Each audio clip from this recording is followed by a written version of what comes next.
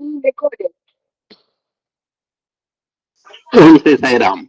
భగవాన్ దివ్య శ్రీ చరణాలకు హృదయపూర్వక విపాదాలు చేసుకుంటూ అహం సత్యబోధక చెన్నై శ్రీ సత్యసాయి దివ్యజ్ఞాన యజ్ఞంలో ప్రతి సోమవారము ధారావాహికంగా జరుగుతున్నటువంటి రుద్ర ప్రశ్నలోకి మనం అడుగు పెడుతున్నాము.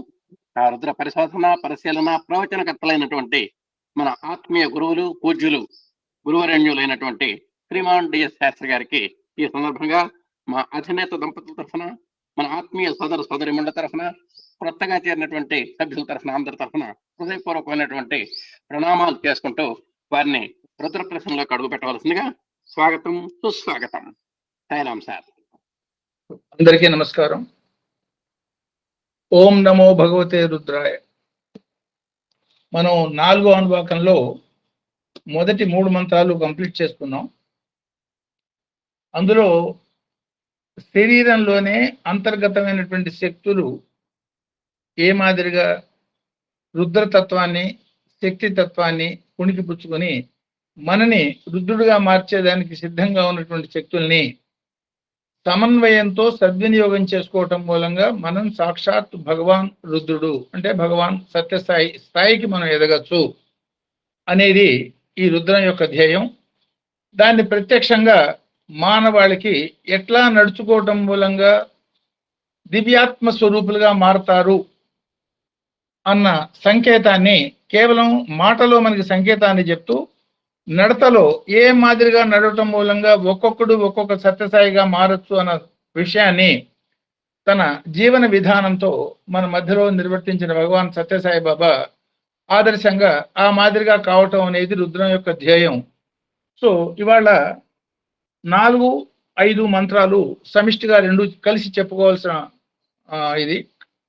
ఈ 2 మంత్రాల్ని చాలా సింపుల్ మంత్రాలు, ఒక్కొక్క దానిలో 2 భగవాన్ నామాలు ఉన్నటువంటి మంత్రాలు ఇవి. నమో ఓం నమో వ్రాతేభ్యో వ్రాతపతిభ్యశ్చ వో నమః. ఓం నమో గణేభ్యో గణపతిభ్యశ్చ వో నమః. ఇందులో వ్రాతం అంటే సమూహం, వ్రాతేభ్యో అంటే అనేక రకాల సంఘాలుగా ఉన్నటువంటి రకరకాల సంఘాలు. కోతులు కూడా సంఘాలుగా ఉంటాయి, పులులు సింహాలు కూడా సంఘాలుగా ఉంటాయి, మనుషులు కూడా సంఘాలుగా ఉంటారు. అనేక రకాల సంఘాలు. ఆ సంఘాలకి అధిపతి, అంతర్యామి, విశ్వాధిపతి ఆ రుద్రతత్వానికి నమస్కారం అనేది మొదటి మంత్రం.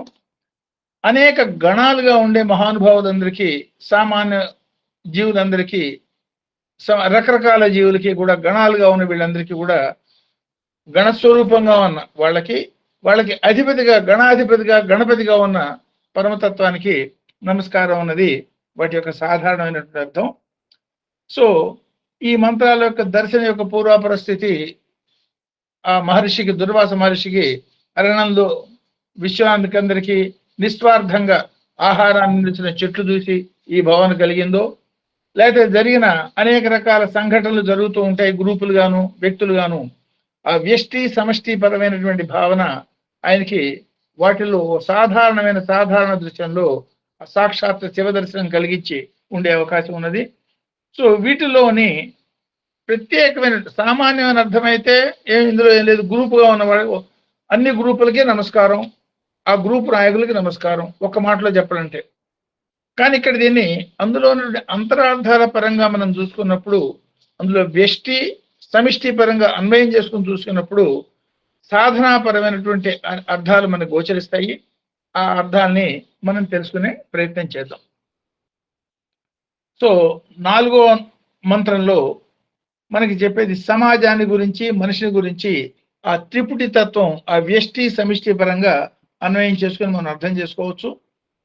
అంటే ఈ 2 మంత్రాల్లోనూ ఒక మంత్రంలో వ్రాతం అని చెప్పారు, ఇంకో మంత్రంలో గణం అని చెప్పారు. వీటిల్లో ఉన్న కొంచెం తేడాని ముందు మనం ఇట్లా అర్థం చేసుకోవచ్చు. వ్రాతం అంటే ఒకే జాతికి చెందిన గణాన్ని వ్రాతం అంటారు. ఇప్పుడు ఫర్ ఎగ్జాంపుల్ ఒక 100 ఆవులు ఉన్నాయి, ఈ 100 ఆవులు కూడా గో వ్రాతం అనొచ్చు. ఒక 100 దున్నపోతులు ఉన్నాయి, మహిషాలు ఉన్నాయి, ఈ 100 మహిషాన్ని కూడా మహిష వ్రాతం అనొచ్చు. ఈ రెండింటినీ కలిపి 200 చతుష్పాద గణం అనొచ్చు. అంటే వ్రాతంలోనే ఉన్న ఒకే జాతి, ఒకే లక్షణానికి సంబంధించిన ఒకే లక్షణాలు గల జీవులు ఉంటాయి. గణంలో సామూహికంగా అన్ని రకాలు ఉండొచ్చు. ఇంతే తేడా తప్ప ఈ రెండిటికి తుల్యమైనటువంటి అర్థం మనకి ఇందులో కనపడుతుంది. ఇందులో ప్రత్యేకంగా వ్రాతాన్ని స్వామితత్వంగా చెప్తున్నారు. మళ్ళీ వ్రాతపతి నేనే అంటున్నారు. గణాన్ని గణపతిని కూడా రుద్రుడు అని చెప్పడంలో ఉండే అంతరార్థాన్ని మనం తెలుసుకోవచ్చు. సో ఈ ఈ ప్రకృతి అంతా కూడా, అంటే ఇందులో యాతావాత ఒక మాటలో చెప్పాలంటే, ప్రకృతి అంతా ఒకే ఒక భగవతత్వంగా అనుభవించే ప్రయత్నం చేయండి. అప్పుడే మీకు విశ్వంలో ఉన్నటువంటి అంతర్యామిగా ఉన్న రుద్ర దర్శనం మీకు అర్థం అవుతుంది.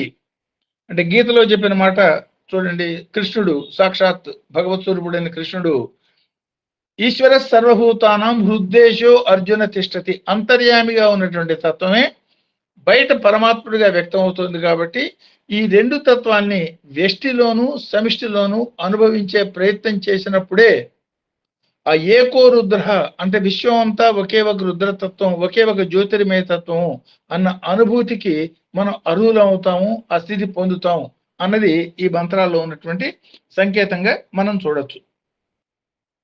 సో వ్రాతేభ్య అని చెప్పడంలో సాధారణమైనటువంటి సాంఘికంగా, అంటే ఇందులో ఒక సంకేతం, ఒక హెచ్చరిక కూడా మనం చూడొచ్చు.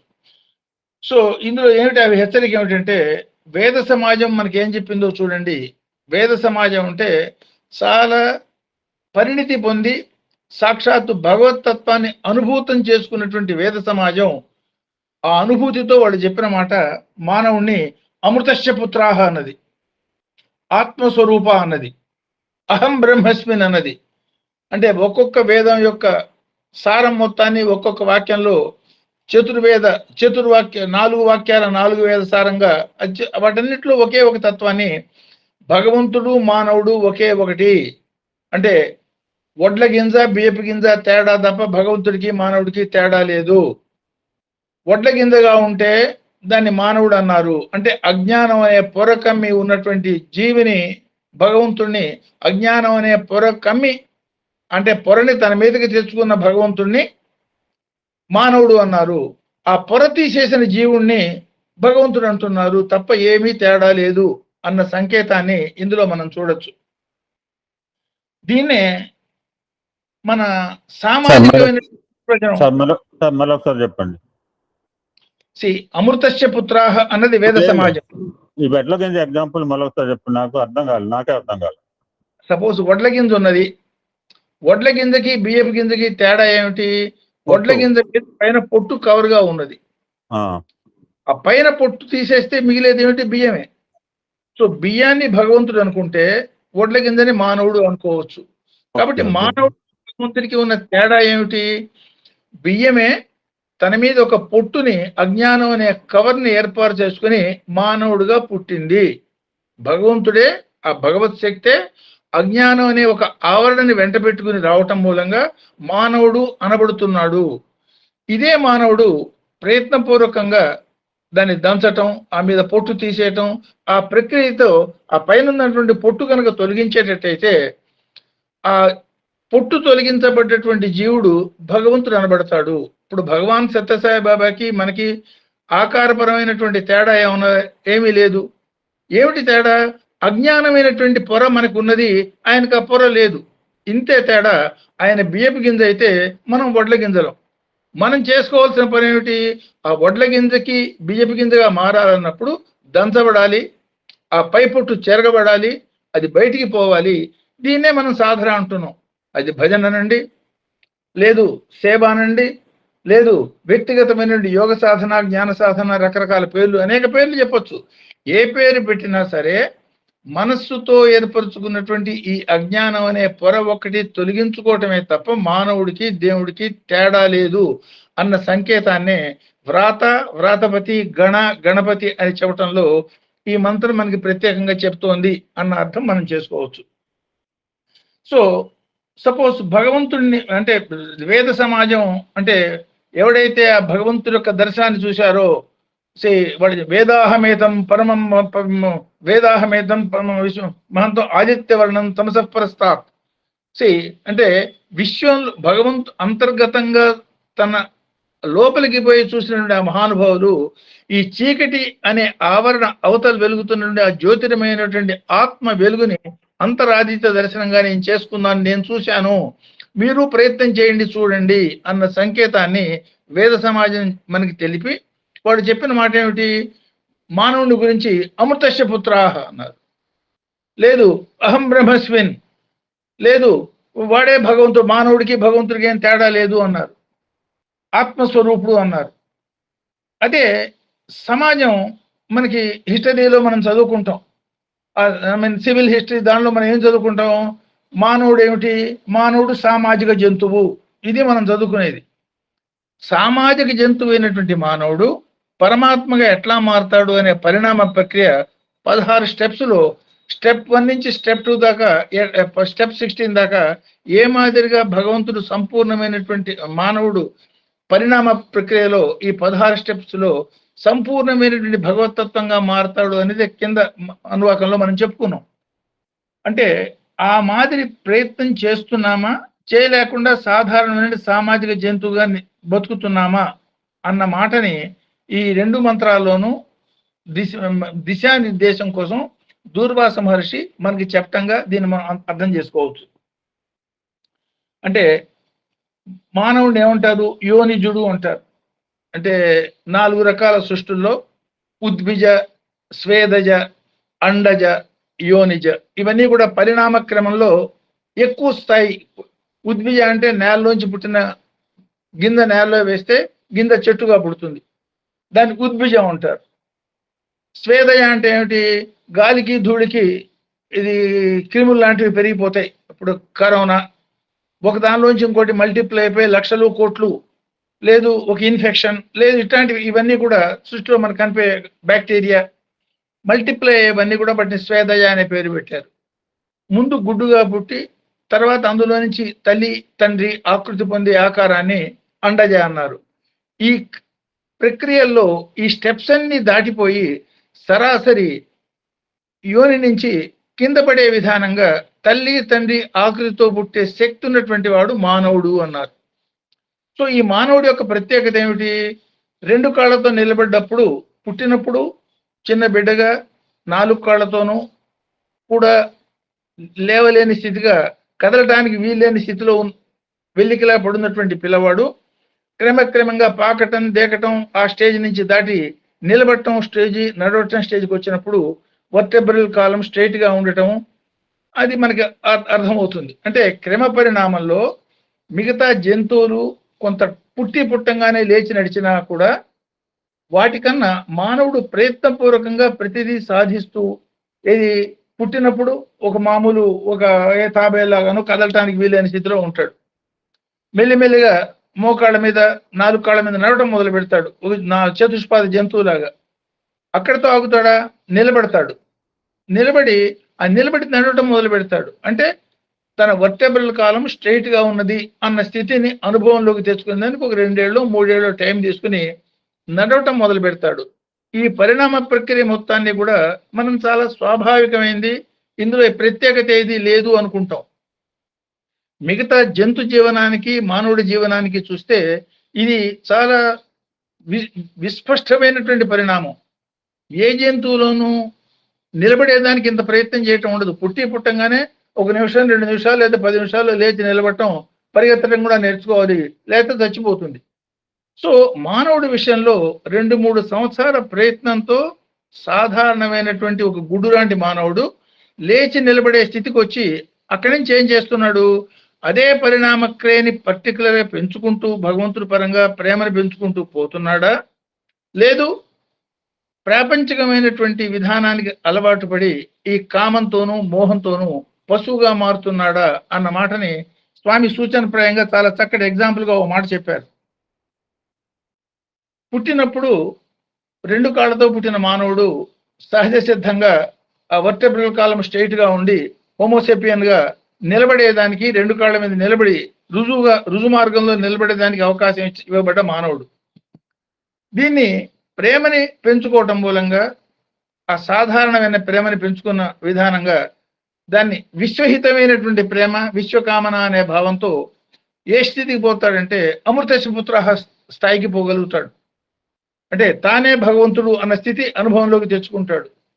అట్లా కాక మోహంతోనూ కామంతోనూ ప్రపంచం మీద వ్యామోహంతో దానికి అంటుకుని కనుక ప్రవర్తించేటట్టయితే వివాహం వచ్చేటప్పటికి ఈ 2 కాళ్ళు కాస్త 4 కాళ్ళుగా మారితే ఆ మోహం కొద్దీ ఈ 2+2 4 కాళ్ళ జంతువుగా చతుష్పాద జంతువుగాను పిల్లలు పుట్టడం మనవాళ్ళు దాంతో చివరికి 6 కాళ్ళు 8 కాళ్ళు సెంటిపీడ్ ఒక భూమి నుంచి కదిలి పైకి తలకాయ కూడా పైకెత్తి లేని స్థితి ఉన్న కాళ్ళజెల్లి లాంటి స్థితికి మారుతున్నారు.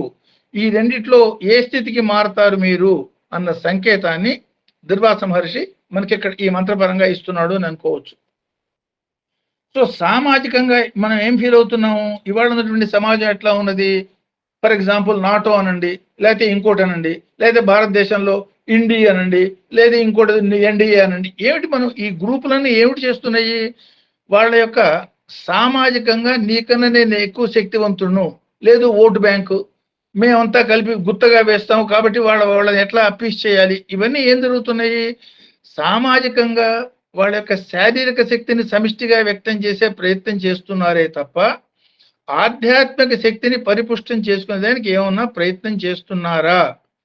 చేస్తుంటే సాధకులు, లేకపోతే బాహ్యంలో అరణ్యంలోనూ లేదు గ్రామాల్లోనూ సామూహికంగా ఉండే జంతువుల కన్నా మీరు ఏ మాదిరిగా బెటరు అనే మాట మహర్షి మన అడుగుతున్నట్టుగా ఇందులో గమనించవచ్చు. సింహాలు కూడా గ్రూపులుగానే ఉంటాయి, వాటికి కూడా ఒక వ్యవస్థ ఉంటుంది. వాటికి తన పర తేడా ఉన్నది. తను తన భార్యలు పిల్లలు అంతవరకు యాక్సెప్ట్ చేస్తుంది, కానీ పక్క సింహానికి పుట్టిన పిల్ల పొరపాటు ఉన్నా సరే ఆ పిల్లని కొరికి చంపేస్తుంది.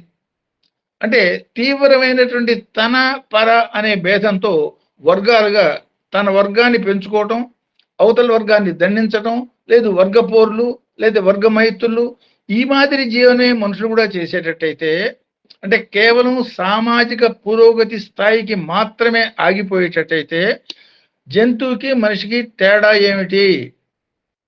నీ పురోగతి అంటే వ్రాతంగా ఉన్నావా? అంటే కేవలం కొంతమంది మేమంతా ఒక గ్రూపు, ఏమిటా గ్రూప్ అనేది దేనికోసం? ఈ పరంగా భగవాన్ సత్యసాయిబాబు పెట్టినటువంటి గ్రూప్ పేరు చూడండి, ఆయన సమితి అని పేరు పెట్టారు. ఆర్గనైజేషన్ అనే ట్రాన్స్లేషన్ ఇంగ్లీష్ లో అన్ఫార్చునేట్ గా చేయవలసి వచ్చి చేసిన సమితి అంటే ఏమిటి? సమాని మనహ ఇది సమితి, సమాని ఆకూతి, అంటే ఒకే ఒక పర్టికులర్ కార్యక్రమం కోసం. ఏమిటా పర్టికులర్ కార్యక్రమం? సర్వుల యొక్క సామాజిక పురోగతితో ఆగిపోకుండా ఆధ్యాత్మిక పురోగతి, అందరిలో ఉన్నటువంటి ఏకత్వాన్ని అనుభవించేదానికి కనీసం 7 ఒక గ్రూపుగా కనుక చేరి వాళ్ళల్లో ప్రతివాడు అందరి మీద సహృదయ భావంతో నిష్కామమైనటువంటి ప్రేమంతో సమిష్టి పురోగతి కోసం కనుక తాపత్రయపడే విధానంగా ఆ 7 కనుక ప్రవర్తించేటట్టయితే ఆ గ్రూపుని సమితి అనొచ్చు. లేకపోయేటట్టయితే it is just an organization, అదొక గ్రూపు అండ్ అదొక వర్గం. మనం వర్గం కాదు సుమా, సమితిగా బతకండి అని చెప్పిన ఆధ్యాత్మిక గురువు భగవాన్ శ్రీ సత్యసాయిబాబా. ప్రపంచంలో మనకి ఎక్కడ సమితులు అనే పేరు మనం ఎక్కడ వినం. ఈ సమితి అనేది వేద పదం. ఆ సమితి అనే పదానికి చాలా నిర్దుష్టమైన నిర్వచనం అర్థం ఉన్నది. మనని సమితిగా ఉండమన్నారు తప్ప గ్రూపుగా ఉండమని లేదు. అంటే ఇవాళ సమితుల్లో వర్గతత్వాలు, నీకన్నా నేను బాగా పాడతాను, లేదా నీకన్నా నేను చాలా గొప్పవాడిని, నీకన్నా నాకు చాలా ఎక్కువ నాలెడ్జ్ ఉన్నది, నాకు ఆర్గనైజింగ్, ఇవన్నీ ఏమిటనమాట? వ్యక్తుల్లో ఉన్నటువంటి వ్యక్తిగతమైనటువంటి శక్తుల్ని అవతల వాడికన్నా నాకు ఎక్కువ ఉన్నది అని ప్రాజెక్ట్ చేసే విధానంగా ఉండే వర్గం కింద మనం మారకూడదు. ప్రతి వ్యక్తిలో ఉన్నటువంటి శక్తి సామూహికంగా అందరి యొక్క ఆధ్యాత్మిక పురోగతికి ఉపయోగపడే విధానంగా ఆ శక్తిని కనుక మనం మలుచుకునేటట్టయితే అప్పుడు మాత్రమే ఆ వర్గాన్ని సమితి అని అనేదానికి అర్హత కలుగుతుంది అన్న సంకేతాన్ని స్వామి మనకి చెప్పడానికి ఇక్కడ మనం గుర్తు చేసుకోవచ్చు. అదే ప్రశ్నని చాలా సూటిగా ఇంత క్రమబద్ధీకరణ విధానంగా కాకుండా ఆయన దుర్వాస మహర్షి కదా, దుర్వాస మహర్షి ఏం చెప్తున్నాడు? అడవిలో జంతువులు గ్రూప్గా ఉన్నాయి, నువ్వు గ్రూపులుగా ఉన్నావు. సామాజికంగా అవి ఒక తనాపర భేదాలతో బతుకుతున్నాయి. నువ్వు అదే మాదిరిగా బతికేటట్టయితే నీకు దానికి తేడా ఏమిటి? సో ఈ పరంగా చెప్పబడ్డదే ఆహార నిద్ర భయ మైథునాని సమానమేకం పశువిన్నరాణం వివేకమేతద్ విశేషం తద్ వివేకహీన పశువి సమాన.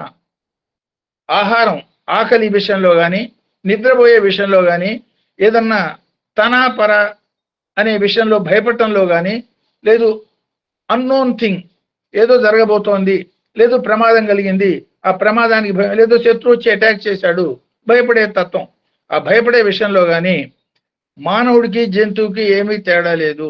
ఏమిటయ్యా తేడా అంటే వివేకం. ఆ వివేకాన్ని సద్వినియోగం చేసుకుంటే వాడు మానవుడు లేకపోతే ద్విపాద పశువు అన్న మాటని వేద సమాజం మనకి చెప్తుంది. సో ఏ మాదిరిగా మనం బతుకుతున్నాము అంటే కేవలం వర్గాన్ని పెంచుకునే విధానంగా అదే ఓటు బ్యాంక్ రాజకీయం లేకపోతే వర్గ రాజకీయం ఏ గ్రూప్ అయినా సరే అవతల వాడు ఏం చేసినా తప్పు అనే రాజకీయం ఈ మాదిరిగా జీవించేటట్టయితే దానికి జంతువుల యొక్క జీవితానికి వాడు ఎంత గొప్ప సంపన్నుడైనా చాలా శక్తివంతమైన జంతువులు ఉన్నాయి చాలా సంపన్నులైన మనుషులు ఉన్నారు చాలా మంది మార్బలం చాలా శక్తులు తెలివితేటలు లాజిస్టిక్స్ వాళ్ళకి ఇవన్నీ ఉన్న సపోర్ట్ అంటే కానీ వాళ్ళ జీవన విధానంలో గనక పురోగతి పరమైన భావన లేకపోయేటట్టయితే అదంతా జంతుప్రాయ జీవనం సుమా. వాడెవడో మొన్న ఇందులో చూశాను ఒక 400 కోట్లు 500 కోట్లు కుక్కలకి రాశాడు. ఆ కుక్కలు కన్నా చాలా మనుషులకి తక్కువ సంపాదన ఉన్నది కాబట్టి ఆ కుక్క మానవుడి కన్నా ఎక్కువ అని మనం అనగలుగుతామా? అది కుక్కే ఎన్ని కోట్ల ఆస్తికి వారసురాలైనా అది చతుష్పాద జంతువే.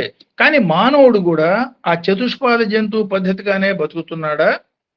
2 కాళ్ళతో నిలబడే స్థితిలో ప్రేమని పెంచుకునే విధానంగా ఆ ప్రేమని దాని హిత ప్రహిత దూత ఆ పరంగా ఆలోచించిన చిట్ట చివరికి భగవతత్వంగా మారేదానికి ప్రయత్నం చేస్తున్నాడా అన్న మాటని ఈ వ్రాతపతి అన్న దానిలో వ్రాతపతి కావాలి ఇది పెంచుకో లేదు కేవలం వ్రాతంగా ఉండిపోతావు జంతువుకు నీకు తేడా లేదు అన్న సంకేతాన్ని మనం ఇందులో చూడొచ్చు.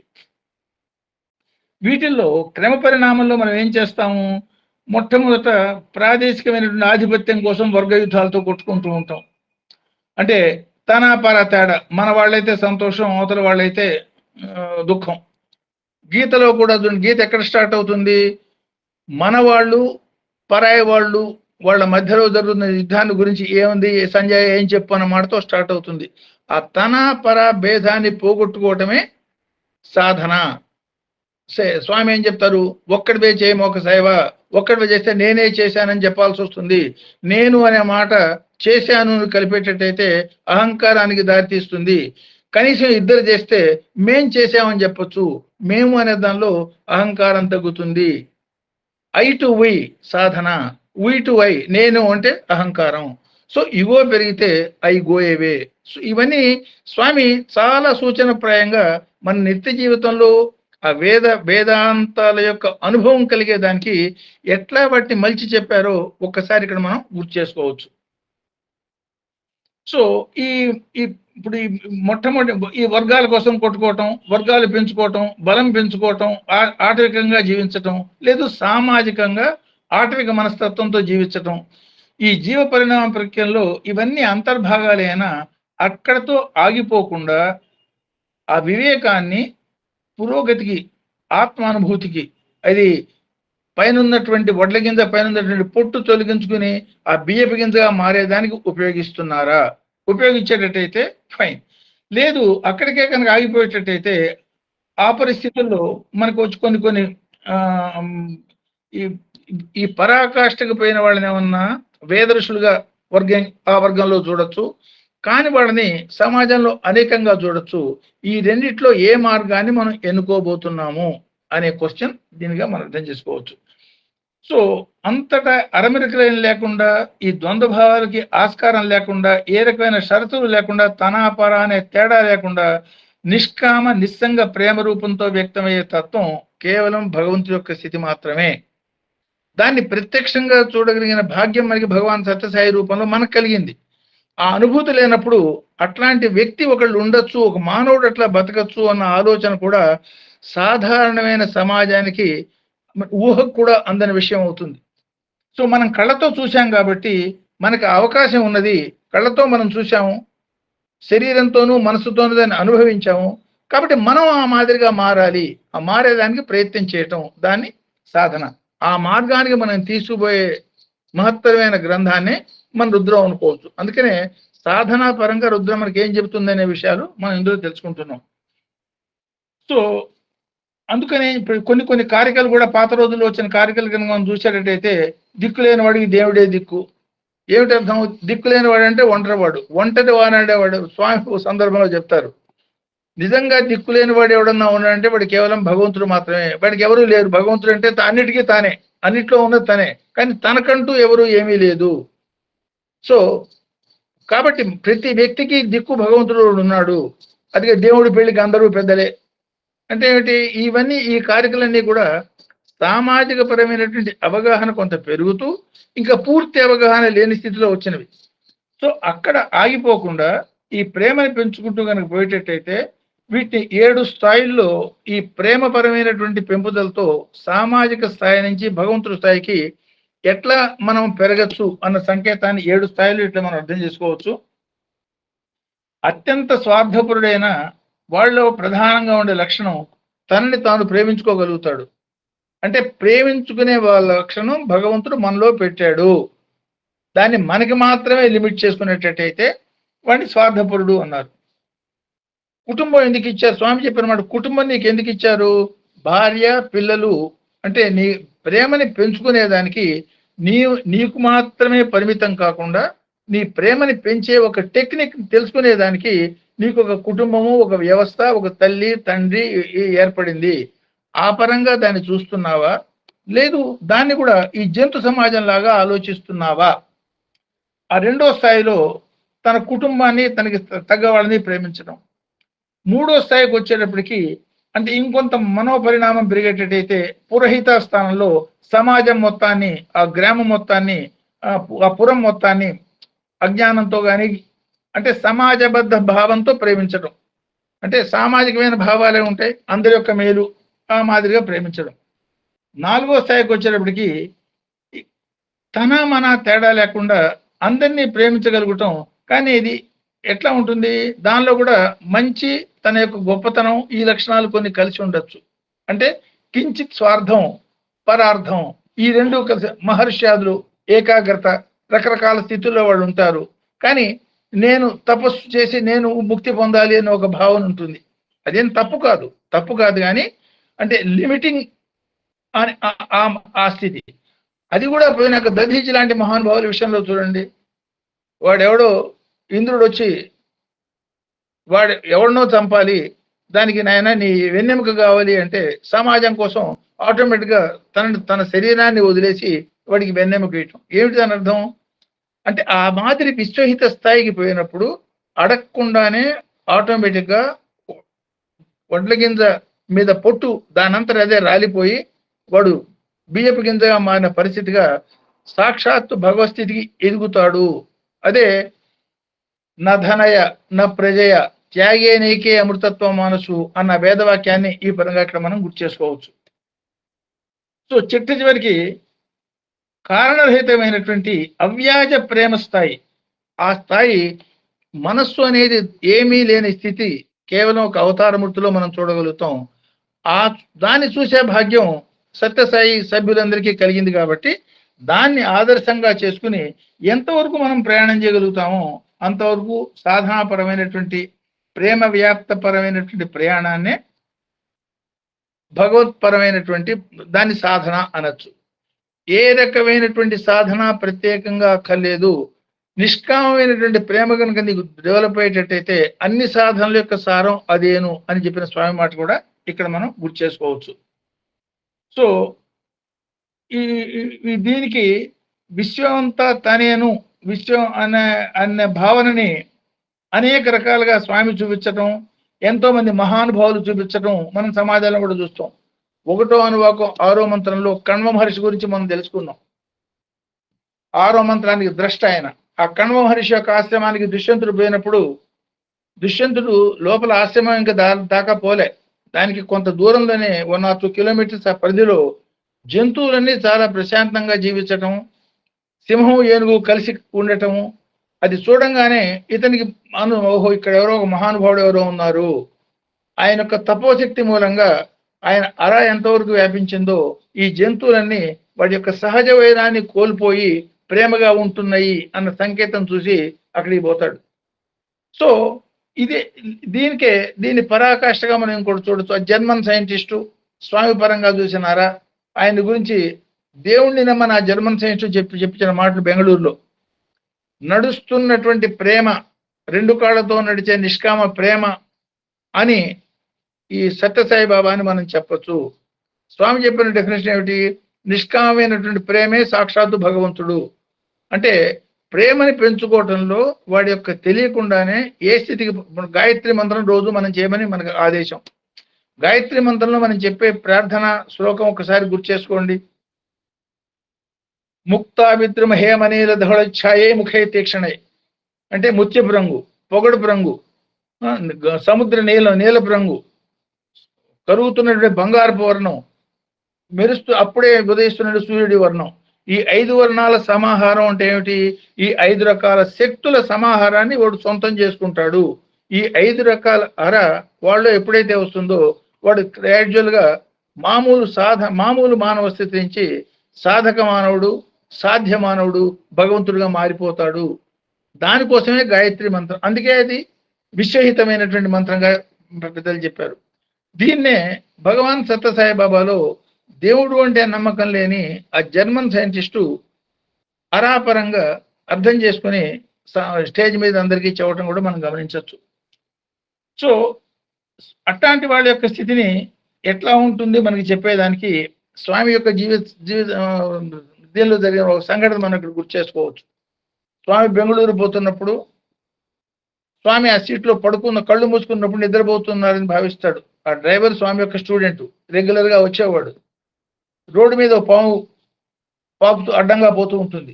ఇతనికి మనసులో ఒక్కసారి సడన్ బ్రేక్ వేద్దామని అనుమానం వచ్చి ఇంతలోనే స్వామి పడుకున్నారు, డిస్టర్బ్ అవుతుందేమో అని పాము మీదుగా కారు పోనిస్తాడు అదే స్పీడ్గా.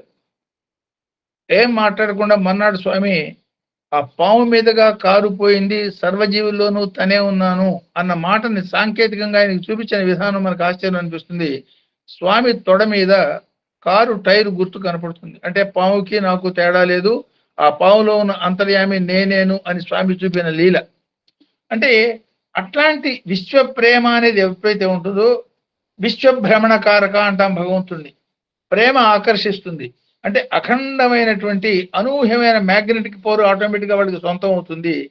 ప్రపంచంలో ఇన్ని రకాల దేశాలు, రకరకాల ఏమాత్రం పొంతన లేని దేశాలు కూడా, వాళ్ళల్లో వాళ్ళు కొట్టుకునే దేశాలు కూడా ఆ భక్తులంతా ఇక్కడికి రావటం, ఆ అవ్యాజమైనటువంటి ప్రేమ యొక్క శక్తి ఏమిటి, ఆ మొత్తాన్ని ఏ మాదిరిగా ఆకర్షించగలుగుతుంది, ఆ ప్రేమని పెంచుకోవటం మూలంగా మామూలు మానవుడు సాక్షాత్ భగవంతుడిగా ఎట్లా అవుతాడు అనే మాటని ప్రాక్టికల్ గా తన జీవితంలో చేసి చూపించినటువంటి అవతారమూర్తి సన్నిధి మనం చూశాం. కాబట్టి ఆ మార్గంలో పొమ్మని, లేకపోయేటట్టయితే ఆ జీవితం వర్గపరంగా, కేవలం వర్గపరంగా మాత్రమే జీవించేటట్టయితే అడవుల్లో ఉన్నటువంటి జంతు వర్గాలకి, లేదు సమాజంలో ఉన్నటువంటి సాధారణమైన జంతు వర్గాలకి, మానవులకి తేడా లేదు అన్న మాటని ఇండైరెక్ట్ గా దుర్వాస మహర్షి మనకి ఇందులో చెప్తున్నాడు. ఇప్పుడు మానవుడి పరంగా మనం ఆలోచించే త్రిపుటి అనుకుంటాం, అదే మనసు, శరీరం, ఆత్మ. వీటిల్లో మానవుడి యొక్క స్థాయి వాళ్ళ యొక్క అనుభవ స్థాయిని బట్టి ఉంటుంది అనుకున్నాం. రెండో అనువాకంలో ఇవన్నీ మనం డిస్కస్ చేశాం. నేను శరీరాన్ని అనుకుంటే వాడు పశువు, నేను మనస్సుని అనుకుంటే వాడు సాధారణమైన మనిషి, నేను చాలా తెలియగలవాడిని, వాడు ఇంటలెక్చువల్ పర్సన్. సో ఈ మనస్సు, బుద్ధి అనేక స్థాయిల్లో ఉన్నవాడంతా కూడా కేవలం ఇంటలెక్చువల్ గొప్ప సైంటిస్ట్ కావచ్చు. కానీ నేను ఆత్మ అనే అనుభూతి వచ్చేదాకా సాధన సాగించాలి అన్న సంకేతాన్ని ఇందులో మనకి ఇండికేట్ చేయటం. కారణం ఏమిటి? స్వామి పరంగా ఒక మాట చెప్తూ, ఆత్మ అనేది యజమాని, మనస్సు అనేది ఏజెంటు, శరీరం అనేది సేవకుడు. కానీ ఈ సేవకుడికి వచ్చే ఆదేశాలన్నీ ఎక్కడి నుంచి వస్తూ ఉంటాయి? మనస్సు నుంచే వస్తూ ఉంటాయి. మనస్సు నుంచి ఆదేశాలు రావటంతో మనస్సునే యజమానిగా అనే భ్రమలో మానవుడు జీవిస్తూ ఉంటాడు. మనస్సుని యజమాని అనుకున్నవాడు సాధారణమైన సంఘజీవి అవుతాడు. కొంత బుద్ధి శక్తిని ఉపయోగించుకొని ఈ గాయత్రి మంత్రం లేదు ఇంకా ఇతర సాధనల మూలంగా ఆ బుద్ధిని ఉపయోగించుకున్నవాడు వాడు బుద్ధిజనుడు, మంచివాడు, మంచి మానవుడు అవుతాడు. అట్లా కాకుండా సాధన కేవలం వేద జ్ఞానాన్ని పొందినవాడు విప్రుడు అవుతాడు. ఆ అనుభూతి పొంది విశ్వం అంతా నేనేను అన్న అనుభూతి పొందినవాడు మాత్రమే బ్రాహ్మడు అవుతాడు. అంటే బ్రహ్మస్మిన్, వాడు అంటే బ్రాహ్మణత్వానికి అర్హుడు. అంటే ఏమిటంటే తానే బ్రహ్మ, నేనే అహం బ్రహ్మస్మిన్ అన్న అనుభూతి పొందినప్పుడు మాత్రమే ఆ పదానికి అర్హుడవుతాడు అన్న సంకేతాన్ని ఇక్కడ మనం ఒకసారి గుర్తు చేసుకోవచ్చు. అంటే ఈ కుటుంబాలు ఈ వ్యష్టిగా జీవితున్న జీవి ఈ సమిష్టి తత్వాన్ని అందించడంలో ప్రధానమైన ఉద్దేశం ఏమిటయ్యా అంటే వ్యక్తి యొక్క మనోవికాసానికి పురోగతికే తప్ప కేవలం ఆ శక్తిని సాంఘిక పరంగా సామాజిక వర్గపరంగా వాడుకొని వదిలేసేదానికి కాదు. అంటే ఇవాళ 90% ఆఫ్ ద సొసైటీ మనకు మాదిరిగా కనపడుతున్నప్పుడు పదుగురాడు మాట పాటియే ధరచెల్లు అనే సామెత, అందరూ అదే పని చేస్తున్నప్పుడు అదే నిజం, దాని ఆ ప్రకారమే మనం బతకాలి అనే లక్షణం మనకు కలుగుతుంది. కాబట్టి జాగ్రత్త సుమ, 10 మంది చేసిన తప్పు పని తప్పే అవుతుంది, రైట్ పని రైటే అవుతుంది. కాబట్టి 10 మంది చేసిన మాట కాదు, మహానుభావులు చూపించిన బాటలోనే మనం నడవాలి. పథీనాం పతి అనే మంత్రంలో ఆ మాట మనం గుర్తు చేసుకున్నాం.